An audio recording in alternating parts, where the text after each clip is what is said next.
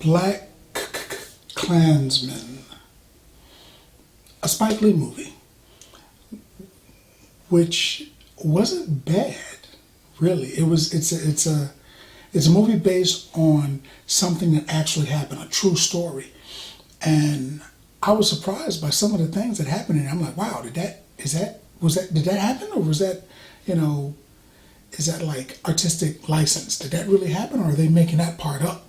I don't know, but that movie was very interesting, and in the movie they take a couple shots at people. It was funny. It's starring John David Washington, as in Denzel Washington's bouncing baby boy. He's actually a pretty good actor. He's in some good stuff, Ballers and stuff like that. Adam Driver from Star Wars, that dude. Michael Buscemi, who is Steve Buscemi's brother. I thought that was him, actually, because they look so much alike. But he was pretty good too. He was funny. He's funny. He needs more roles. He's pretty good. And Laura Herring, who is an up and coming actress. She wasn't bad either. As you know, Soul Sister #1. But this movie is a true story about an African American police officer who infiltrates the Ku Klux Klan. He calls them, and by using a Caucasian style voice, he convinces them that he is this incredibly racist guy that they need in their clan. So they arrange to meet him, but he can't meet him. He can't go there. So they get Adam Driver to pretend to be him, and he sells it. He's like, "Yeah, I'm the guy you talked to on the phone, man." And he goes there as the guy, and he gets in there and infiltrates the Klan, and it's interesting, but it's also dangerous because this guy he's Jewish, and he has to pretend that he's not, and he has to go against a lot of things that are part of his heritage and faith in order to get this job done. That was interesting. But the John David meets somebody that's part of this Black Panther-esque group that he falls in love with, of course, and there's a lot of subplots going on that was really good, and he falls in love with this woman who despises police officers, so he doesn't want to tell her he's a cop, man, and it ends up with, I don't want to give too much away because it's a really good movie. It ends up with him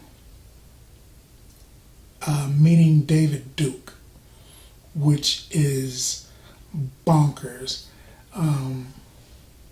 But they take because it's a Spike Lee joint. It's a Spike Lee movie, so they take a lot of shots at the current White House establishment.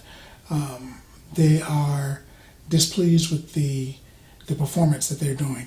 So in the movie, it was on the tip of the tongue. You could feel that they almost said his name. They wanted to, but they didn't. But they made at least 6 or 7 references to him, and I was like, wow, that's crazy. But they did it. David Johnson Washington is a great actor. Actually, he's following definitely in his father's footsteps. He's getting some pretty good roles, and he's nailing them on Ballers. He's great. But when I heard about this movie before I realized that it was a true story. So the ending was a little, makes you wonder, wow, did this happen or did this happen? And I thought it was this, But I researched it and found out it was that. And I want to tell you, I want to give parts away, but I don't want this to be a spoiler. It was a good movie. I tell you what, see the movie. Let's talk about it. Yeah, so that's basically the movie.